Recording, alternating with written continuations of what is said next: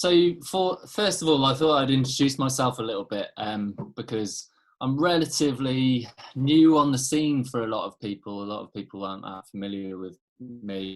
I recently, over the last couple of years, got involved with British canoeing and running courses, and that's really where people have started to become a bit more aware of me and doing a bit more travelling around rather than focusing in my location, which is around sort of Brecon Beacons and the River Wye. But I've been canoeing for quite a long time, since, about 14 really. And then started in the outdoor industry back in 2007, started working seasons abroad for Acorn Adventure in the Ardèche, and then sort of went from there really. Recently I've started my own business, predominantly working on the River Wye and the River Usk, teaching canoeing and kayaking. But I also do a bit of freelance for a few other companies. So I'm often up in North Wales working for a few guys up there, providing British canoeing courses and things like that. So when Dave got in contact with me and asked if I wanted to be involved in the paddle chat, I was trying to think about what I'm going to talk about really. And what sort of came to mind was a big trip that myself, Dave James, so Dave's son, and a good friend of mine, Pete Firth, we went on a big trip this summer. And I thought it might be a good thing to talk about because it was a bit of an epic adventure, but also hopefully it'll inspire people to get out as soon as the restrictions are lifted, and hopefully it'll encourage people to plan their next adventure, and also realise what's out there in the UK.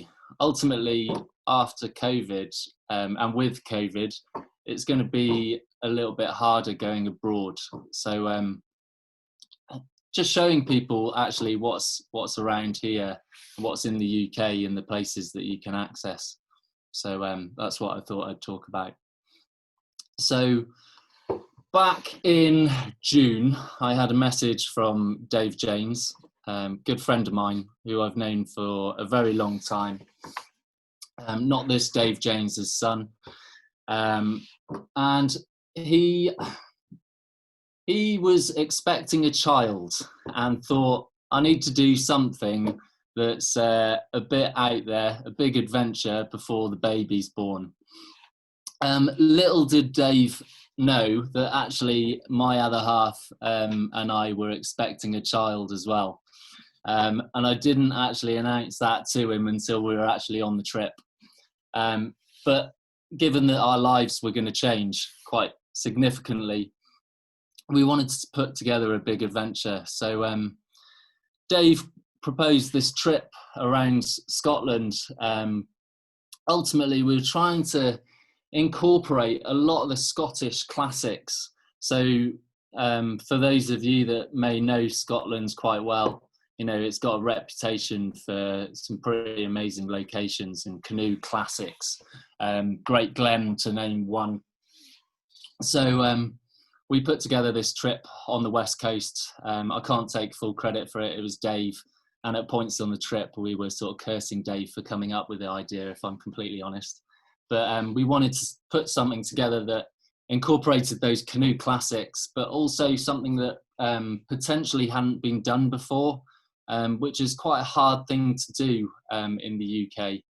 A lot of these big challenges, whether it be circumnavigate the UK, it's all been done. So we were trying to think of something a bit different.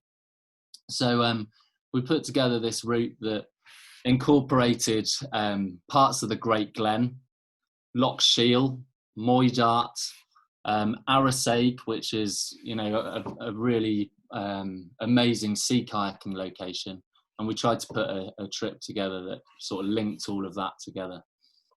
So rather than me just talking at you all, I thought I'd show you some of the photos.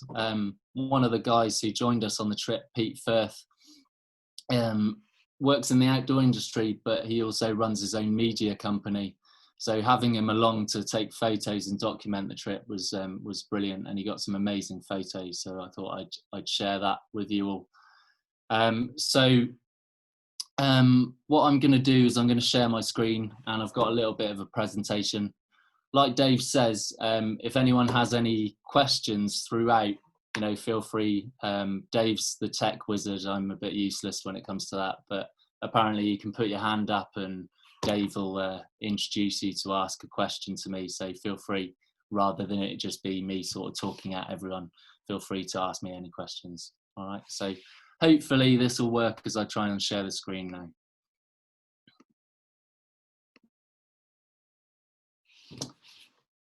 Are any thumbs up? Can anyone see that? Brilliant. Okay, cool.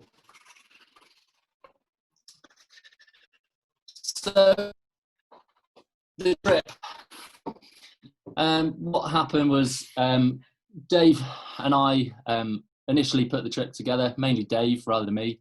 And then we were trying to look for someone else to join us on this trip, quite a serious undertaking. And with any sort of big expedition, the team is sort of a vital part of what makes that expedition work. We contacted a few people, but one of the first sort of that sprung to mind was Pete Firth. Now, myself, Dave James and Pete Firth have known each other for quite a while through working for a company up in North Wales that I'm sure people are quite familiar with. And we knew that we all got on. We worked well as a dynamic, and it was going to be, the right team for the trip. So, okay, there we go. So what we did was we all met up at Nottingham, which is where Dave lives. And we drove from Nottingham all the way up to Scotland.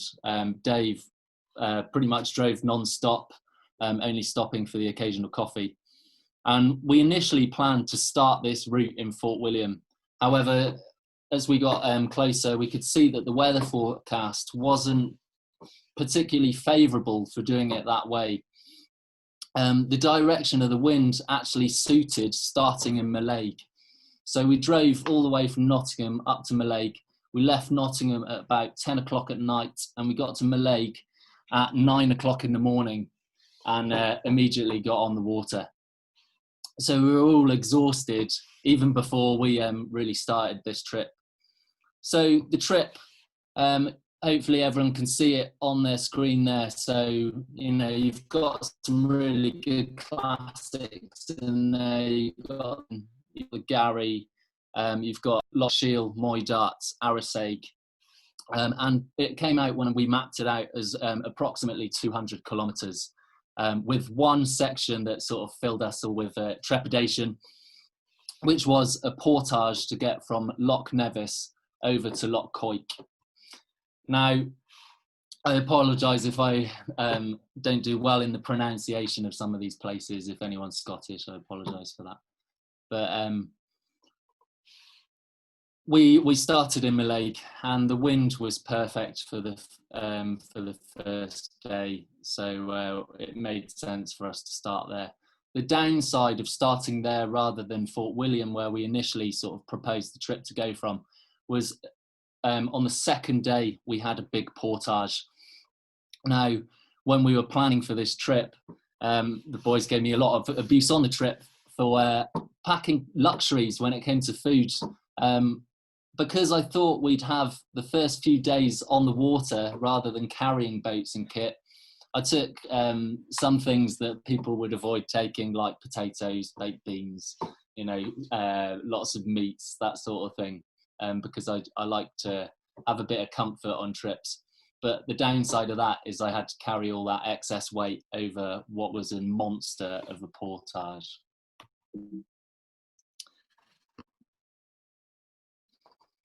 There's the three of us, Dave in the middle, Pete on the side there on the left. So the portage from the end of Loch Nevis, from an area quite well known by other paddlers as Sullies and hikers alike. And we were going from there over the top to Loch An Nambriac, and then across to Loch Coich that you can see. Now, roughly mapped out, that comes out as 8.5 kilometres over some pretty serious terrain. Now, looking at the OS map there, you can see sort of the dashed line. Now, that wasn't actually a track at all. That was actually more like deer tracks, if anything, and boggy marsh. So no trolleys involved. We had to carry the boats on our shoulders. So day one, we got on the water at Loch Nevis and we had an amazing day. The wind was perfect for sailing and we sailed the entirety of Loch Nevis. We didn't even put a paddle stroke in. Here you can see the part of Loch Nevis on our way down.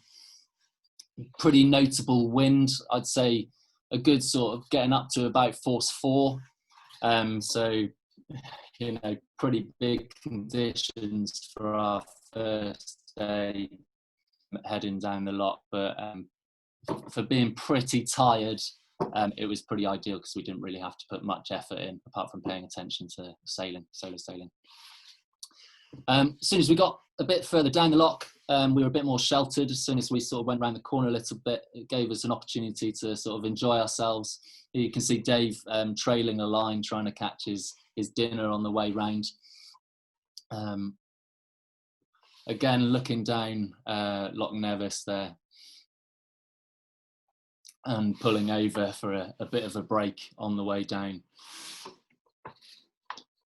So in its entirety, on the first day, we sailed about 30 kilometres, just using, the solo sailing skills that we've got to make our way down.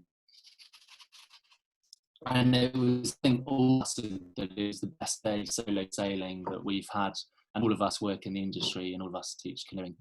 It was brilliant. All of us had a massive smile on our face, and it was the perfect start for this expedition. Now, when we got to the bottom of Loch Nevis, we actually thought to take our boats up to the start of the River Carnock, where you can see in that left-hand corner. Now, what you can also just about make out is the bothy at the start of that. So, because tiredness has already sort of hit us, we'll leave the boats at where we're starting our way up the river, and we'll walk round to the bothy. And that wasn't the best idea. At the end of a very long day, carrying our kit all the way round and then coming back the next day was a poor decision. But as you can see from the map there, the landscape wasn't particularly favourable for our first night. There was no woodland areas. It was just boggy marsh, so we didn't really fancy camping in there. I think ultimately it was poor decision making for just wanting to get on the water and get a start to our expedition and get the ball rolling. Okay, so day 2, we started on the Carnock, and we started to pole as much of the river as we could, rather than carrying all our equipment. The benefit of an expedition of such great scale is it really puts all the skills you learn to practice, and in an environment that they're essential. So whether it be tracking, lining, poling, sailing, all these trad skills that you learn about, and sometimes people think, when am I ever going to actually do this? On an expedition, unless you're in somewhere like Canada or doing a massive trip, generally, people might spend a little bit of time doing it, but, not really spending a considerable amount of time. Whereas it was really nice to actually use these skills in the appropriate environment. So we managed to pole notable distance up the Carnock there, until we got to rapids where it just wasn't feasible to sort of drag, scoot, track or pole up, so we had to make the decision to start carrying our boats. Now, our proposed campsite was that patch of woodland about halfway up the section. Initially, when we were sort of sat down looking at maps, we thought it would take us about a day and a half. It actually took us 3 days in total. So here you can see starting to pole our way up the river.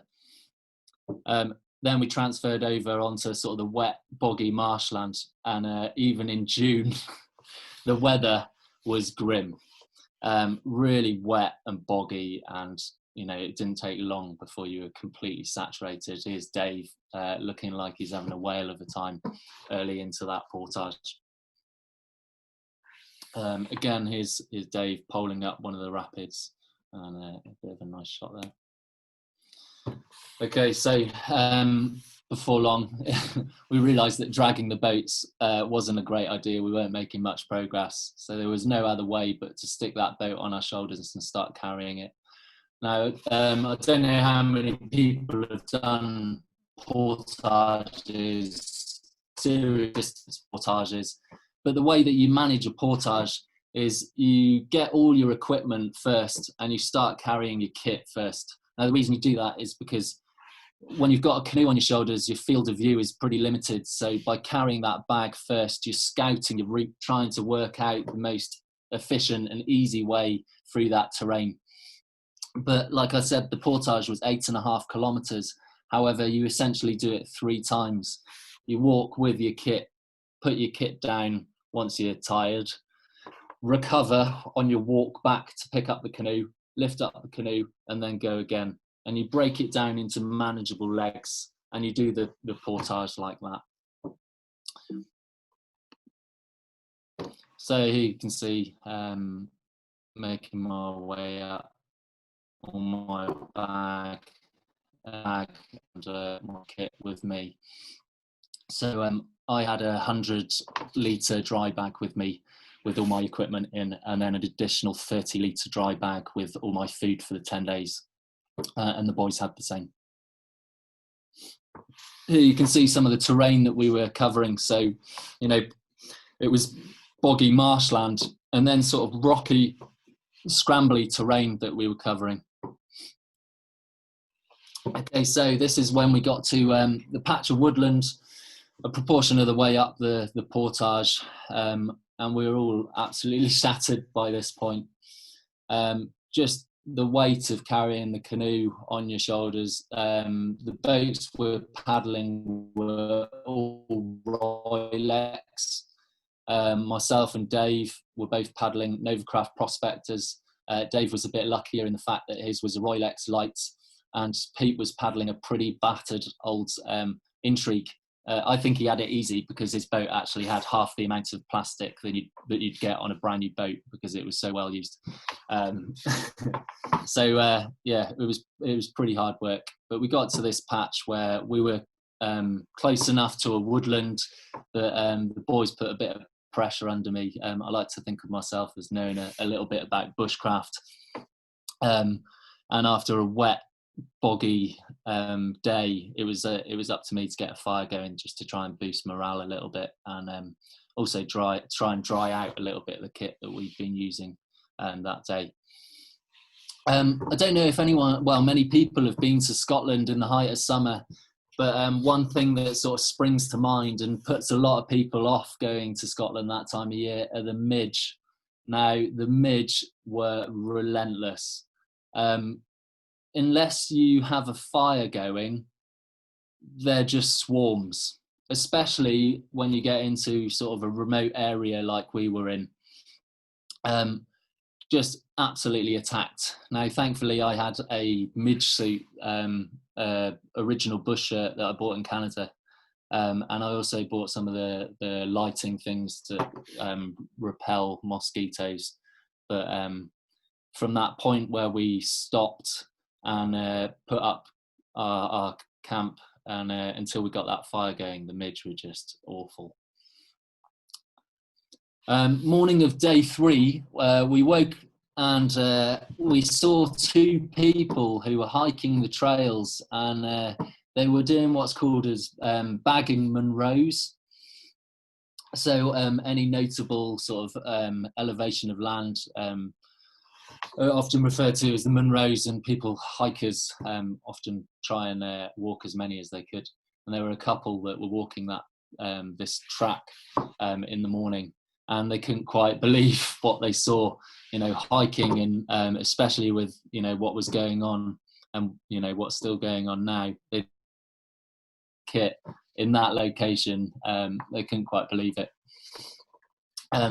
So day 3, we started to carry on and started climbing elevation quite quickly. For those of you who may not be that familiar with OS maps, the orange lines are topography lines, and basically they indicate a 10-meter elevation. So the more compressed the lines, the steeper the terrain. And we were heading up to where you can see it up towards that top section. You're committed in that gorge, so we were heading into the unknown a little bit. There's only so much information that you gather from Google Earth and such like. So boat back on our shoulders, and we carried on going. You can see, looking down the valley, of where we'd already carried, where we'd been on day 1. So this was getting up to the top of the portage and the sort of pinch point of the trip, because we didn't know what was in that gorge.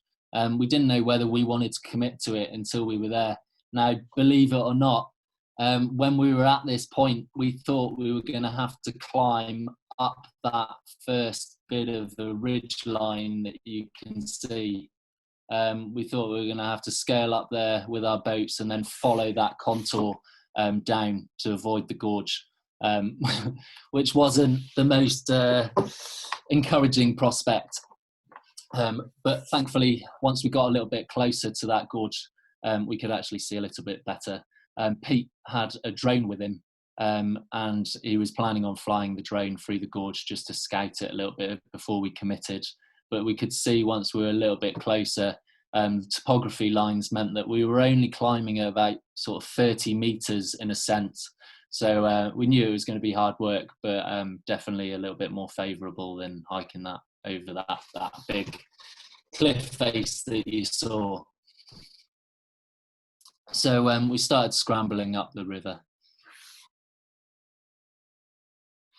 Now you can just see some of the sort of standard of terrain that we were crossing with, kit on our shoulders and then carrying boats as well. So we're absolutely exhausted, but you really had to have your wits about you. Already we were in quite a remote location, so really had to sort of take our time. So we'd got to towards the top of the portage, and like I say, Pete had his drone with him, so he sent the drone up, and this is looking back down to where we'd already been. So we'd carried our boats through this valley that you're looking down now.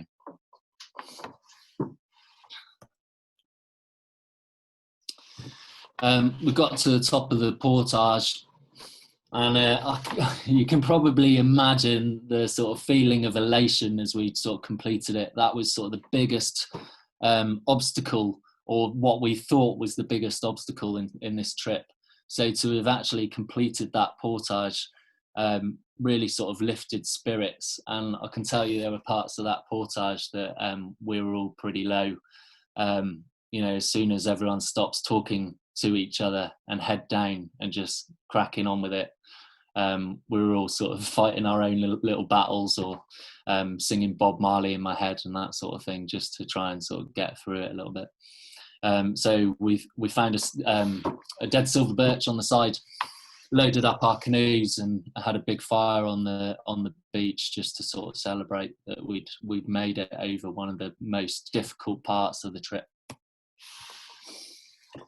So this spot was amazing. Now, I've done quite a few trips to Scotland, not only for work, but I try and get up there every year with my other half.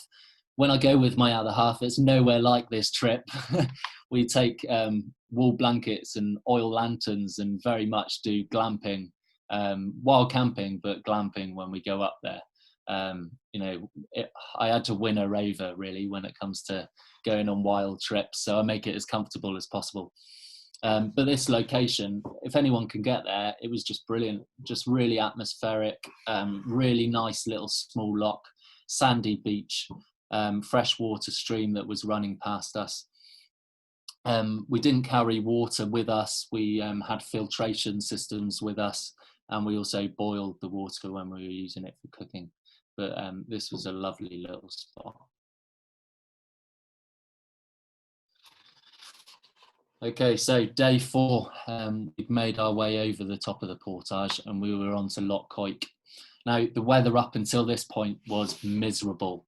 The morning of day 4, Pete was actually trying to dry his kit out because everything by this point already was absolutely sodden. So he built this little thing next to the fire just to try and dry his kit out. Anyway, the direction of the wind changed and Rab Polar stretch goes up pretty quickly, it turns out. So he ended up looking a bit, I can't think of the term he used. But yeah, he had a bit of a surprise in the morning. But it was just lovely to have a bit of sunshine on that day. Again, just lifted spirits, which is exactly what we needed, and a good opportunity to try out kit. We hadn't got plain sailing just yet. We still had a good proportion of portage to do before we got over to Loch Coich.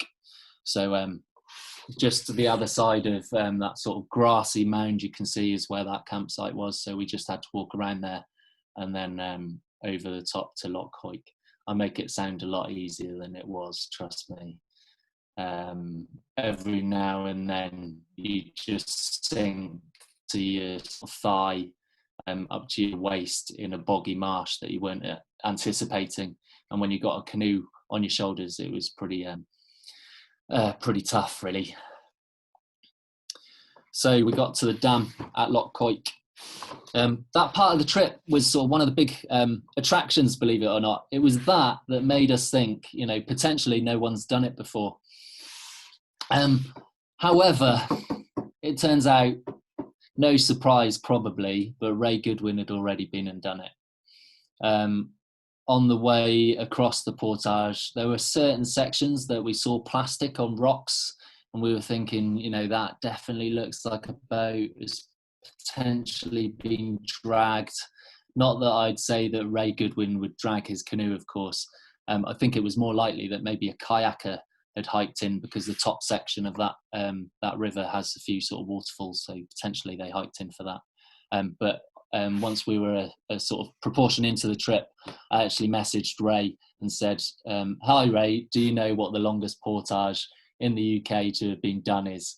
And funny enough, this was the first one he mentioned. So yeah, he'd already been and done it. And hats off to him, because that was, one of the hardest things that I think I've done. So we got to Loch Coich, dried all our kit out. Now, thankfully, there was a little bit of a wind, not much, but we took it, anything to sort of conserve our energy for the rest of the trip. Hopped in our boats and started sailing our way down Loch Coich. An opportunity to do a bit more fishing and just enjoy ourselves, really. Sort of, like I say, at the end, halfway through that portage, the spirits were really low. We were still having a joke about it, but you could tell that we were all, a bit broken. So an opportunity to just float down Loch Coich, do a bit of fishing and just have a bit of a chat was exactly what we needed. If anyone does have any questions, feel free to fire them across. Otherwise, I'll just keep talking, so not a problem. So, Ollie, we did have one question which came in from Mark, which is an opportune time to ask that. So Mark, if you want to unmute yourself and ask your question. Hi, Ollie. Don't worry about pronunciations. I'm not very good in it either. You are using rods and things to fish, but do you need a license for fishing also in Scotland? So it depends where you were. So there were certain notable fisheries, for example, on Loch Garry, that we were clear that you had to have permits to fish in those locations. whereas the locks that were a lot more remote, like Loch Nambriac, were so far away from the nearest civilization that I must admit we just made a bit of an assumption that we'd be able to fish in those locations. But as soon as we got closer to civilization and locks like Loch Lochy or certain anywhere that was a little bit closer to civilization, we didn't fish because we knew that, obviously fishing in certain parts of Scotland, you have to pay a large amount of money to have the privilege to fish there. So we were only fishing on the sea or Loch Nambriac and the top of Loch Coik for that reason. Did you catch much? Dave seemed to do really well, actually. We did catch a little bit, but the thing is, Pete and I don't actually like fish, so it was definitely just catching the odd fish for Dave James, really, rather than us. It was mainly sort of Dave doing the fishing for his own benefit rather than us. It's something that I find really frustrating, that I don't like fish. And funny enough, I don't like mushrooms either. Now, if you're going into the wilderness, fish and mushrooms are sort of quite an important part of living off the land. But yeah, unfortunately, I don't like it. Okay, sorry to hear. Thanks. No problem. No, that's the only question we got, mate. You're going to have to keep going now. Yeah, no worries. Come on, chuck some questions in, people. Give me something to talk about. Yeah. Okay, so end of Loch Coik. This signified a part of the trip that I was really looking forward to, the River Garry, which is a sort of classic section of whitewater when it comes to Scottish whitewater. And this is the Upper Garry. You can see the dam in the background. Benefit of Pete's amazing photography. I must admit, as the first initial slide, most of this is Pete's photography. And, I'm sure in a few years' time, I'm going to be very thankful for Pete documenting the trip in this way. Also, he'll probably hate me for saying this, but he might be putting some footage together, so we'll have to wait and see on that one. But this is looking up towards the top of the Upper Garry. Now, the night for the end of that day, we actually stayed in the corner of this woodland that you can see on the left of your screen. And the midges were the worst that I were in Scotland. Even I've been to Glen Affric and around there, really remote parts of Scotland. Been up to towards Ullapool and all over the place, but the midges here just were awful. And you can see the terrain that we were having to cover. So we were lining our boats down, a lot of it, sort of wading where appropriate, anything to sort of safely manage our descent down here.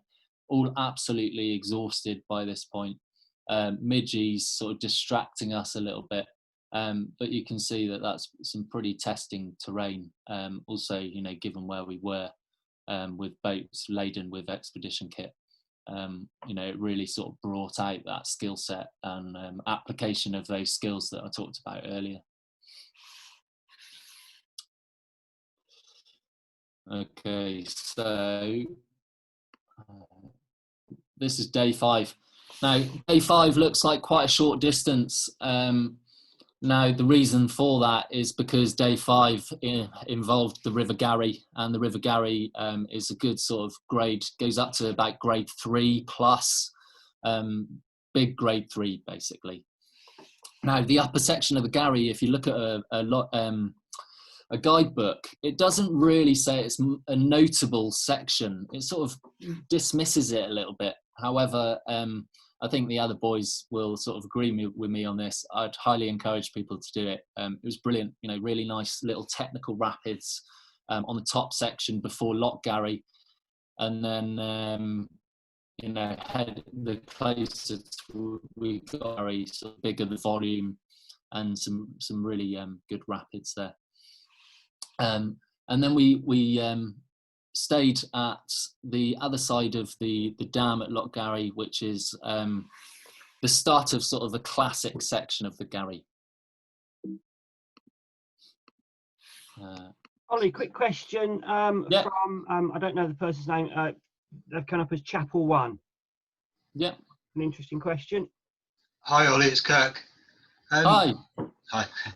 I was just wondering, given how remote those locations are, and the potential for twisted ankles and stuff on those really long portages, do you carry any other sort of emergency communication devices, sort of spot or in reach, something like that? If I'm going with clients on an expedition, then I do carry that sort of thing. However, you could say a little bit of an assumption here, but I've known Dave and Pete for a very, very long time, and I've paddled some pretty testing environments with them. A lot of the locations we were, that top of the portage, we were completely off grid, no signal. But as soon as you got onto the top of Loch Coich, so the whole of the River Garry, you'd have signal in places. So yes, it was really remote. However, the sections, apart from the portage and managing that terrain, the section which was potentially going to cause an issue or any serious injury was the River Garry, and we knew that we'd have signal at those places. So we had loads and loads of battery packs for Pete's camera equipment and drones and that sort of thing. So we knew batteries on phones weren't going to die, and we knew that we'd have signal to cover those areas.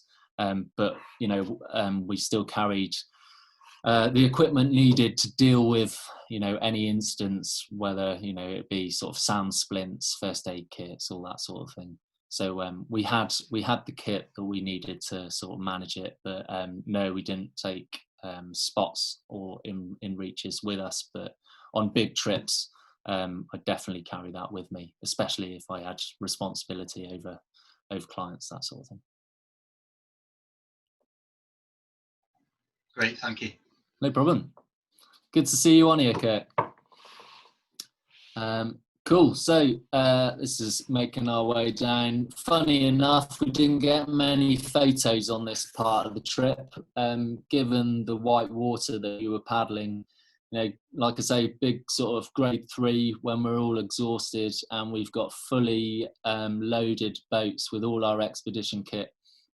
We definitely had to sort of pay attention with what we were doing on the way down. And like I say, we didn't cover a huge amount of distance those days because we were covering, a pretty testing environment.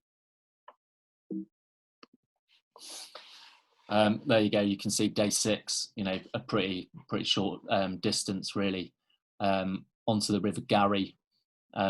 A very needed nip to Invergarry garage to get some more supplies and energy drinks and cans of Coke and that sort of thing, because we were definitely craving comforts because we'd had it pretty tough over the trip so far. And we made our way to Loch Coich that you can see in the top corner there.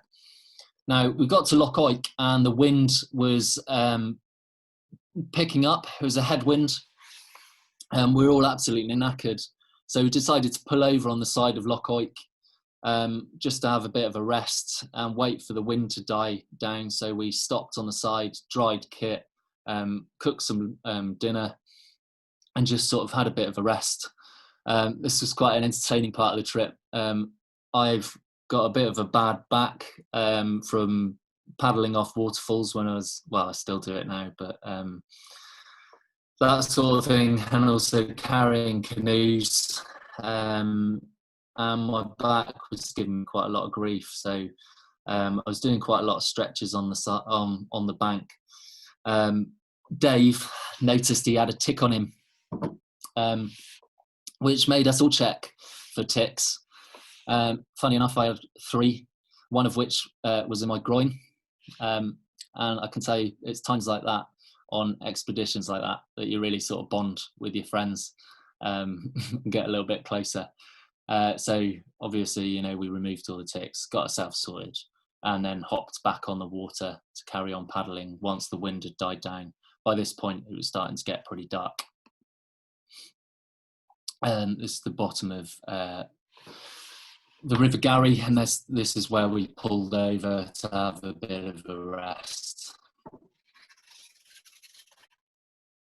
Okay, so we got back on the water, started to head up the loch once the wind had died down, but it was starting to get pretty dark, as you can see.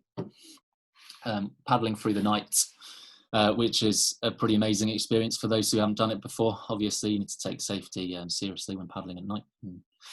Only sort of do it within your comfort zone, or your own capabilities, should I say. But we started to paddle at night. Little did we know this was going to be a continuing theme throughout the rest of the trip. That evening we camped at Lagan Locks, and made use of the cafe there. I say it's cafe, it's more of just a cover that we stayed underneath. Thankfully we didn't have to put up our tarps or anything like that. We just sort of made shelter under there.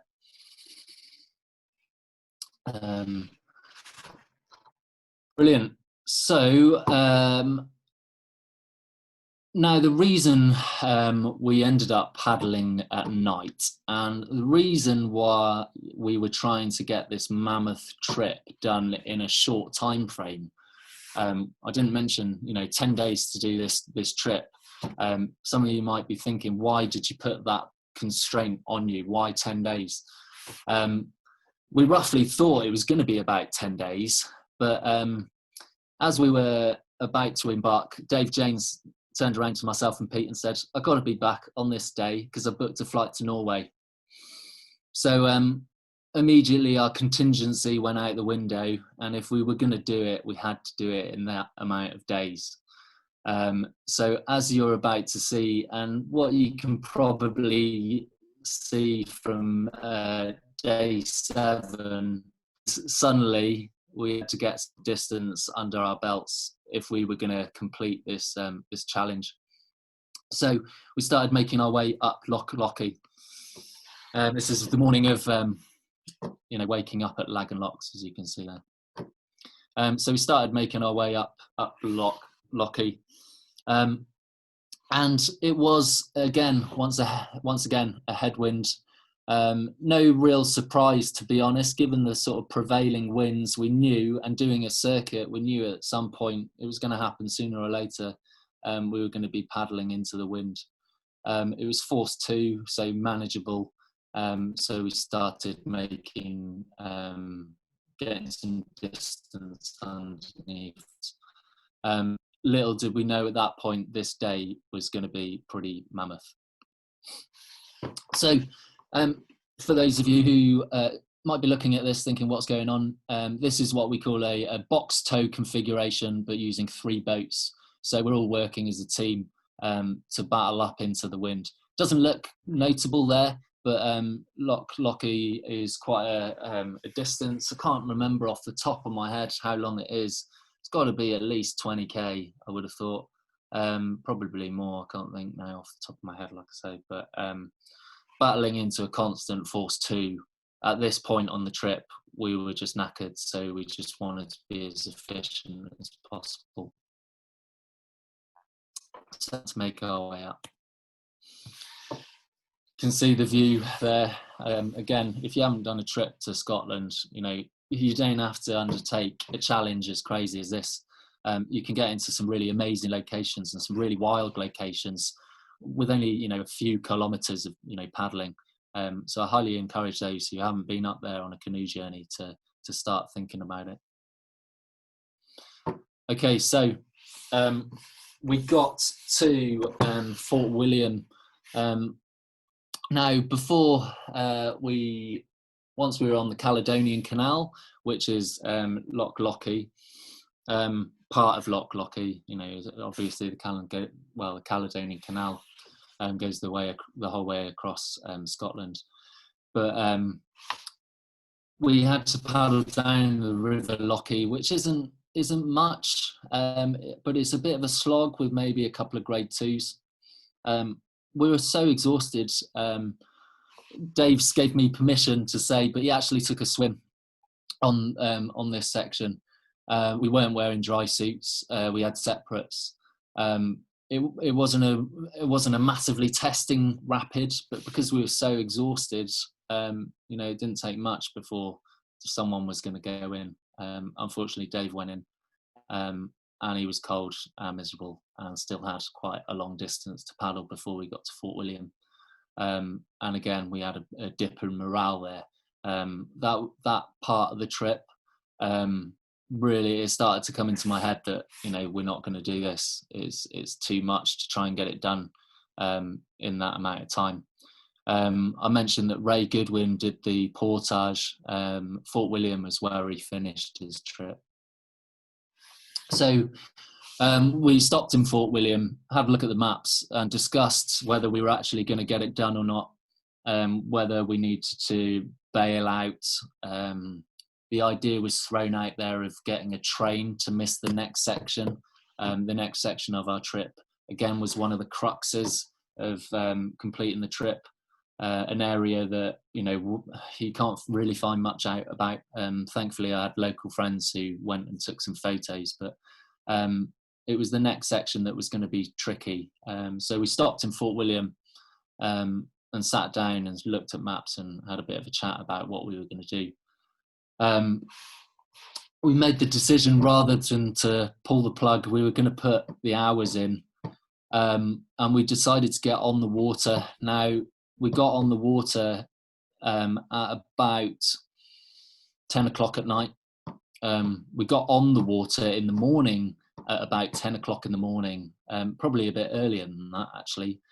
So we got on the water at 9:30, say, at Lagan Locks, paddled the whole of the Lockie, downriver Lockie, stopped at Fort William, had a discussion about whether it was feasible, and then decided to carry on paddling. We rafted up in that box tow configuration again. Loch Eel, which is what we were on now, is tidal. So we just weren't taking any chances, really, paddling as a group and starting to make our way up Loch Eel. Now, I don't think I've ever had or experienced such exhaustion as I did this evening, paddling on Loch Eel.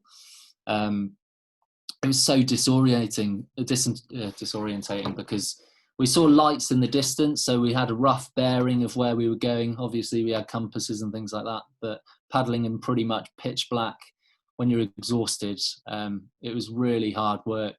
And we didn't get to the end of Loch Eel until, what time was it? 3 o'clock in the morning. So we arrived at Lagan Locks the day before. When we were paddling through the night, we got to Lagan Locks at 1:30 in the morning. This day we paddled from 9:30 until 3:30, and that was about 48 kilometres of distance covered that day.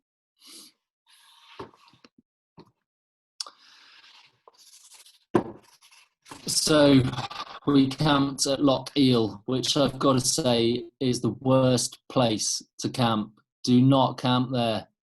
It was awful. We saw a patch of woodland and we thought, that's a good place to camp. We can have a fire. Not that we wanted to do that once we arrived at 3:30. I can say, I think I was, once I got off the water, it was strange. I felt like there was a proportion of that trip that was missing out of my memory. Like I'd gone into some sort of unconscious state of just paddling through the night. It was bizarre. But when we arrived at that camp at Loch Eel, it was just marshland. We couldn't access the woodland that we saw on a map because it had deer fencing the whole way across. So we had to just put up any old camp that we could and just try and get a few hours sleep, which was just rubbish, absolute rubbish. So the next proportion of our trip, as you can see here on the map, going from the top of Loch Eel to, the end of Loch Eel to the start of Loch Shiel. This section, we head up a river called the Dub Linney, and then portage over to the Callop and then make our way down the Callop. There's not a huge amount of information about this. One of the reasons we committed to it is because a friend of mine sent me some photos when we were in Fort William, and it looked like there was enough water to pole our way up. So we started making our way up the Dublini, which you can see here. On our way up the Dublini, rather than being a clear run, it was just completely tree laden. I ended up hopping out my boat and dragging it and scooting it and anything I possibly could. Being 6'4", poling and ducking under trees and limbs, with a little bit of flow in the river that can potentially wash you back into the trees. I just found it, you know, that was the upper end of my poling when it comes to tree-laden rivers. Pete, you know, I give him massive credit because he managed to pole the entire distance until we got to a pretty serious rapid, whereas Dave and I, you know, dragged, scooted and did a bit of poling as well. We got to a section where we couldn't pole any further, so again we had to sort of carry our boats. This is part of a sort of patch of forestry that we needed to hike over to then access the Callop. There we go. I think that sort of fairly shows how broken we were. Absolutely exhausted. You know, just absolutely broken by this point. Again, hiking over the top, this is part of the portage. You can see a little bit of help on our trip there, having a bit of a wee dram of whiskey, a very much needed sort of pick me up during sort of the really sort of low points in morale. What sort of boosted morale on this part of the journey is it was what we thought was going to be the last bit of portaging and carrying boats. We carried our boats over, and then this is onto the Callop that flows into Loch Shiel. Again, you can see the kind of terrain that we were crossing, just tree laden. Obviously, no one goes down there, so carrying our boats and scooting over any types of, you know, trees and just getting through however we could. And then we're onto Loch Shiel. Has anyone got any questions before I sort of carry on with it, or no, we're all good? Okay, cool. So we arrived at Loch Shiel. Again, a headwind as we arrived. We didn't fancy paddling into a headwind, so we stopped at the end of Loch Shiel, had some dinner, had a bit of a rest, and then we decided to paddle through the night and see how far we could get. Loch Shiel is a bit of, you know, it's one of the big classics in Scotland, canoe classics. Amazing location. Highly encouraged visiting there if you haven't already been. But it is a pretty mammoth loch in terms of length.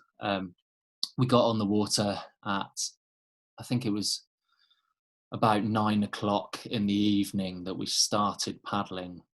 Maybe a little bit later, maybe 10 o'clock when we got on the water at Loch Shiel and started paddling into the night.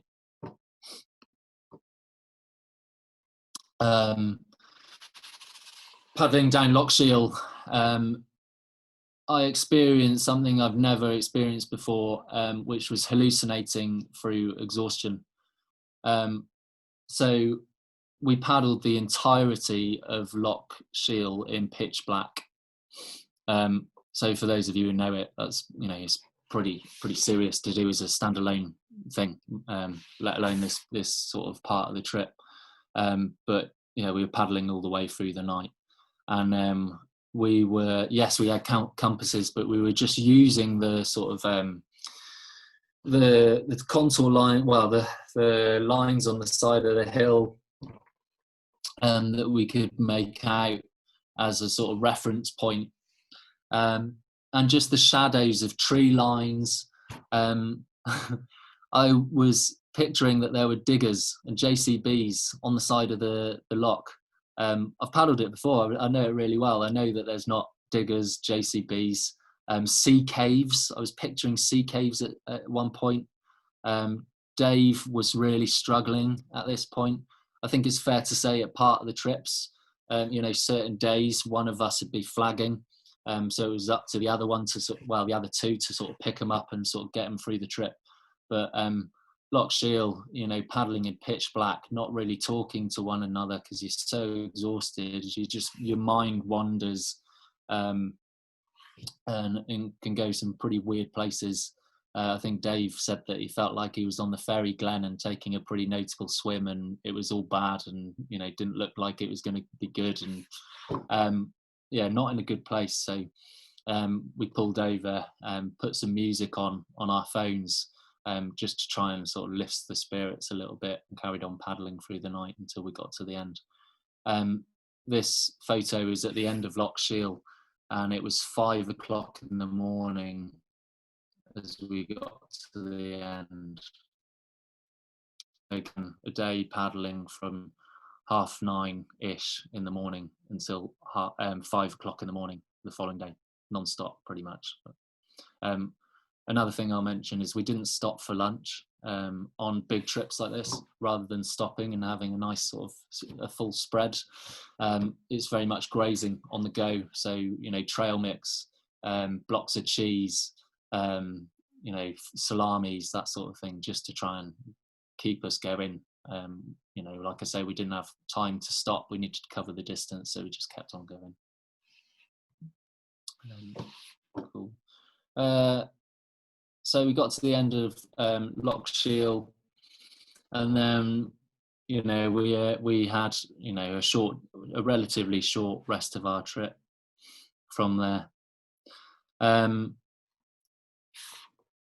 From there we went on to the River Shiel for day 9. River Shiel is lovely, very scenic, but no real sort of challenges apart from one rapid. Dependent on the tide, it's about grade 3. So we had one last rapid, and then we were back on the sea, which was an amazing feeling. Just to have made it all the way back, going up to the top of the elevation, and then making our way back to the sea was just a brilliant feeling once we reached Mallaig. So this is just looking at the rapid on the Shiel. At the bottom of the Shiel, we bumped into some good friends that we know from North Wales who were pack rafting. Just shows, if you want to go on a good adventure in this country, Scotland, for wilderness, it has it. Some of the places you can go and adventures you can do are just brilliant. And then for our final night, we stayed here, which the name completely... Barrymore Bay. We stayed at Barrymore Bay. We had to do a little portage over Mallaig, at Moydart, of about a K to get into this section, and then we camped out here at the old ruins at Barrymore Bay, and that was our final evening. So we just cooked up some bannock bread with some sort of golden syrup, lots of sultanas, drank some whiskey, reminisced over the trip, the highs and lows, and thought about the sort of last proportion of our trip, which was making our way up the coast back to Mallaig. That's the evening at Barrymore Bay. So day 10, last day. Now, you can see that for the last day, when we're absolutely broken, we can't switch off. We're paddling on the sea. And you can see that crossing over the Sound of Arisaig is pretty bold in a canoe. Paddling that how far out at sea we were there. It was a good sort of 6 kilometre crossing. Now the weather forecast for that day said that we were going to have quite notable tears to sail all the way down. However, luck wasn't really on our side, and it was like this, a little bit of wind, then it completely dropped off, and then it was perfect calm conditions, which ultimately, paddling a canoe out at sea, given how far out from the side we were, and the distance of that crossing, those are the conditions that you want. However, we didn't want them. We wanted to sail the whole way back, making our way along the coast. And then finally we got to Moydap, and we completed the trip. That's probably one of my favourite photos. Yeah, go on. Just remind me, this is a holiday, yeah? Well, no, funny enough, about 2 weeks after the trip, I went back up with my other half, Harriet, and we went up again for 10 days and went wild camping again. And that was more like a holiday. You know, that's when I took the canvas shelter, the oil lanterns, the wool blankets, the Dutch oven, all the really heavy things that I couldn't take on that trip. I made sure I packed those just so that we'd have the nicest trip we possibly could up there. Yeah, that's the type of trip that Sarah does as well. Any questions for Ollie? Any questions? I've had a message there from Pete Firth, who's obviously on the chat, and he said, like bags of potatoes. Pack of potatoes that I ended up carrying pretty much the whole way across that portage that they wound me up about. They kept thinking that I had a watermelon in my bag because it was that heavy. Hang on, I've got a question here. Oh, there we go. I've got questions on the side now. Yeah. Would you do it again? Would I do it again? Yes, I would. However, I'd be more inclined to do a different trip. It sort of spurred me on a little bit to try and look at trips. Again, trips that haven't really been done before in a canoe in the UK. That's where I'm looking at now. You know, maybe something that doesn't include such a monster portage. However, for a challenge that hasn't been done in the UK, it's probably going to involve one. You know, I'd encourage people to go and do it. You know, it was one amazing adventure and something that's going to stay with me for a very, very long time. But I'm not rushing to go and do it again, if I'm honest. So the second part to that question was, if you were to do it again, would you change anything apart from doing it over 20 days? Yeah, maybe 20 days. That'd be, you know, quite nice and a lot easier. I'd bring a tent. Rather than a tent, I took a hammock and I took a bivvy bag.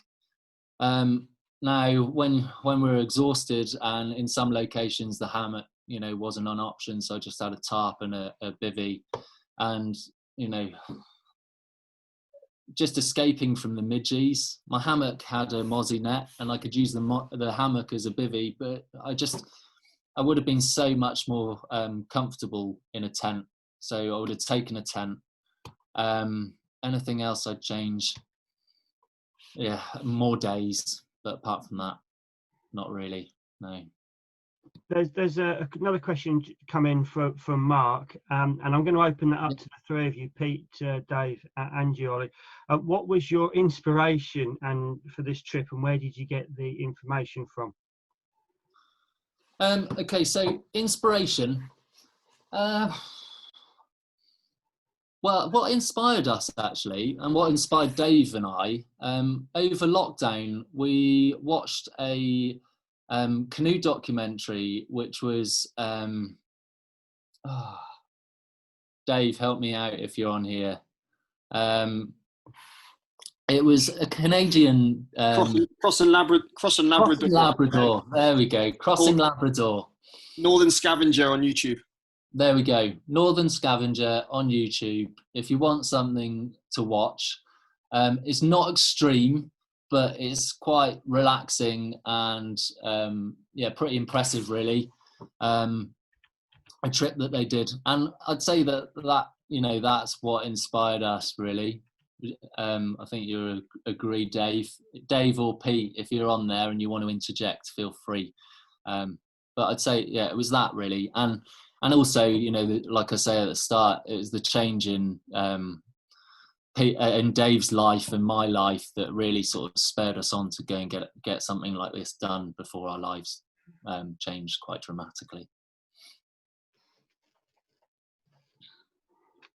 Okay, so there's another question. Why did you choose to do it anti-clockwise direction? It was just the conditions, really. When we arrived, yeah, we just wanted to make the most of those conditions, and for a first day to be sailing. It was sort of the longer forecast as well. If we started at Fort William, we knew we were going to have a headwind to battle into first part of the trip. So rather than go straight into that, yeah, we were sort of rolling the dice and hoping the weather would be kind if we did it that way round. But I mean, with any trip, you know, you can only do so much planning. It always changes. I got friends that take the mick out of me because I always throw the word dynamic out there. But you know, a big trip, it just has to be that way. Okay, so Pete's helped you out there as well, and he said he wouldn't want to do the Gary the other way. Oh yeah, that helps. Yeah, of course. I didn't think about that. Yeah, going up the Gary, that wouldn't have been fun. And the Gary, I must admit, was part of that trip that I was looking forward to the most, paddling the whole of the Gary. Cheers, Pete. Help me out there. Okay, and you'll notice in the chat, Junior's put the link to the YouTube film that Ollie and David watched, which was their inspiration. So that link's there, yeah, if you want to copy that. So to go back to the planning, View Ranger, I imagine quite a lot of people are familiar with View Ranger. It's an app where you can access OS maps. You can use it on your mobile, but if you go on the website and log into View Ranger, you can map your proposed trip. That was really good. I've got access to another resource which is called Digimap. That's a really good one for mapping out and working out distances and getting an idea on locations. Google Earth, that sort of thing. Also, I noticed one about planning, how much planning went into for the food. So we split it up into sort of 3 meals. So we were cooking for each other, but only had to plan for which 3 meals we were going to cook for everyone. So there's a question at the bottom there. I don't know if you can see it, Ollie. How do you work out the logistics at the end and the beginning, and how do you get the canoes back?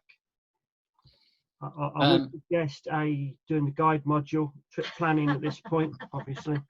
But yeah. So the logistics, because we were doing a circuit, we knew we'd finish where the vehicles were.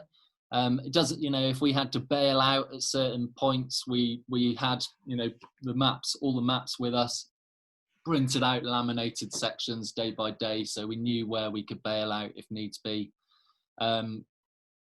Trains, there are, you know, certain sections of that trip that we could have hopped on a train if needs be to go back to Mallaig to get the vehicle, that sort of thing. Okay, any other questions? Okay, well, Ollie, thanks very much. Not a problem. Yeah, really interesting. And I can see, looking around the screen, there's a few people that are motivated to go and do that trip. So I think Tim will be up for it. Sam's just laughing. Yeah, I think that's a trend. If anybody, come on, Sam, I'll go with you. Just give it a couple of years. For a couple of years. If anybody's interested, Sarah and I are doing a trip to the Great Glen, September 20th to 25th, and we're doing Loch Shiel, September the 27th to the 1st of October. If anybody's interested in any of those trips, they're on the website. They're on our website. So thanks very much. As usual, I'm going to hand over now to Lewis and Hilda, who will take the reins. And I believe last week it was 1 o'clock in the morning they actually finished talking. So So obviously I'm not going to do that because I've got a dog that needs walking. So thank you very much, everybody. Remember, next week we've got Chris Brain chatting to us. This will be up on the website, the recording of this, by tomorrow afternoon. Thanks so much again, Ollie, and thank you, Pete and David, for looking after him. And thank you for looking after my little boy. I really appreciate it. No Thanks, worries. mate. This was a With Dave production.